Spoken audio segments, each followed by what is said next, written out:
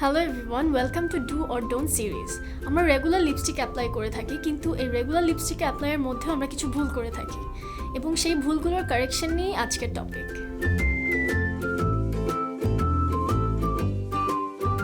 এক একজনের ঠোঁটের শেপ এক এক রকম, কারো মোটা, কারো পাতলা, কারো চিকন। তাই ঠোঁটের শেপ অনুযায়ী লিপস্টিক অ্যাপ্লাই করতে হবে। কখনোই ঠোঁটের আউটলাইনের বাইরে লিপস্টিক অ্যাপ্লাই করতে নেই, কজ এটা অনেক আনন্যাচারাল দেখায়। তাই আপনি যে লিপস্টিক অ্যাপ্লাই করছেন তার থেকে এক shade darker lip liner use করলে আপনার ঠোঁটটি অনেক ন্যাচারাল দেখাবে।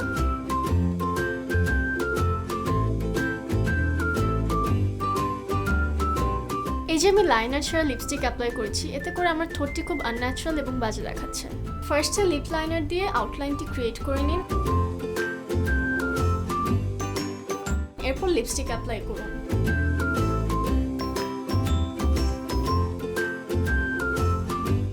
এরপর টিস্যু দিয়ে একবার পাফ করে আবার আউটলাইনটি আপনি লিপ লাইনার দিয়ে ঠিক করে নিন।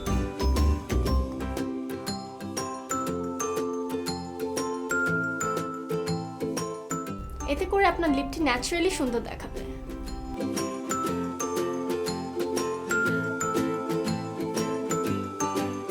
সো আজ এই পর্যন্তই। নেক্সট দেখা হবে অন্য কোনো এক টপিক নিয়ে। Till then, do your makeup in a proper way. By.